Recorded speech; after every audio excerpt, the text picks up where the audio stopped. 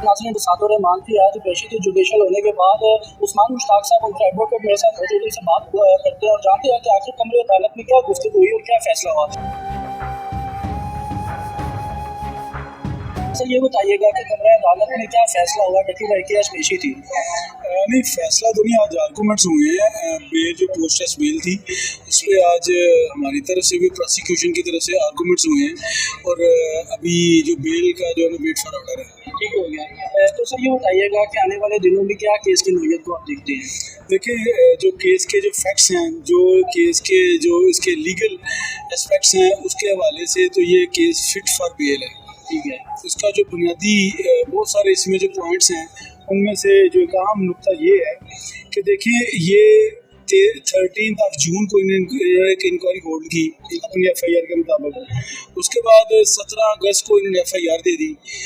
अब 17 अगस्त तक भी ये जो ऐप्स की बात कर रहे हैं, ये लॉ ऑफ लैंड जो पाकिस्तान का कानून है वो किसी भी या पीका एक्ट में या किसी भी दूसरे जो एक्ट है या ऑर्डिनेंस हैं उनमें इनको ना तो इलीगल डिक्लेयर किया गया था ना बैन डिक्लेयर किया गया था। ये एक 20 अगस्त को नोटिफिकेशन जारी होता है CCA की तरफ से जिसमें इन ऐप्स को उन्होंने बैन और इलीगल डिक्लेयर किया। सर ये सारे आर्गूमेंट्स हुए थे अंदर जी, इन डिटेल ये बड़े एम्फसाइज इस पर डिटेल आर्गूमेंट्स हुए हैं और ये एक सेटल्ड लॉ प्रिंसिपल है कि जिस वक्त तक पाकिस्तान के कानून में कोई भी एक्ट कोई भी काम उसको इलीगल डिक्लेयर नहीं किया जाता उसके अगेंस्ट प्रोसिक्यूशन नहीं हो सकती। ये सेटल्ड प्रिंसिपल है। अब यही हमने कोर्ट में मुख्तलिफ आर्गूमेंट के साथ ये मेन इस पर हमने हाई कोर्ट और सुप्रीम कोर्ट के प्रेसिडेंट भी पेश किया ऑनरेबल कोर्ट में और जब प्रोसिक्यूशन आर्गूमेंट स्टार्ट किए और उन्होंने इसका हवाला दिया तो मैंने ओपन कोर्ट में कोर्ट की वसात से ये क्वेश्चन पुट किया प्रोसिक्यूशन को कि बताएं कौन सी डेट को आपने इसको बैन इलीगल डिक्लेयर किया, जिसका उनके पास कोई जवाब नहीं था। सर ये बताइएगा कि जैसे जिस्मानी रिमांड में तारीख बढ़ती रही, क्या आपको लगता है कि जुडिशल में भी कुछ डेट बढ़ती रहेगी, आर्गूमेंट बढ़ती रहेगी? इसमें नहीं, इसमें आज एक बात है यहाँ से डिसाइड हो जाएगा, लेकिन यहाँ के डिसीजन के हवाले से मैं अर्ज करूँगा ये इसके जो फैक्ट्स हैं जो हकायक हैं और जो इसके लॉ पॉइंट्स हैं जिसमें से एक मैंने लॉ पॉइंट आपके सामने भी रखा है और इस तरह मुख्तलिफ मजीद लॉ पॉइंट्स हैं, ये फिट केस फॉर बेल है, ये बेल होनी चाहिए। लेकिन जैसे कि यहाँ पे रिमांड होते रहे हैं, शायद बहुत सारे लोगों की इस पर केस पे नज़र है तो उस नज़र और फोकस की वजह से खुदा ना खासा ये बेल अगर यहाँ से डिसमिस होती है तो होगी तो ये bail fit case for bail है। सर डायरेक्टर NCCI के सरफराज चौधरी साहब की मुअत्तली के बाद जो पेंडिंग नोटिस रह गए थे, क्या आपको लगता है कि उनको वो पहुँचा दिए जाएंगे या फिर वो खारिज कर दिए जाएंगे नोटिस? देखें, विद अपॉलॉजी मेरा इसमें कमेंट बनता नहीं है। ये एजेंसी के एक इंटरनल उनका इंक्वायरी इन्वेस्टिगेशन का प्रोसेस है, प्रोसीजर है।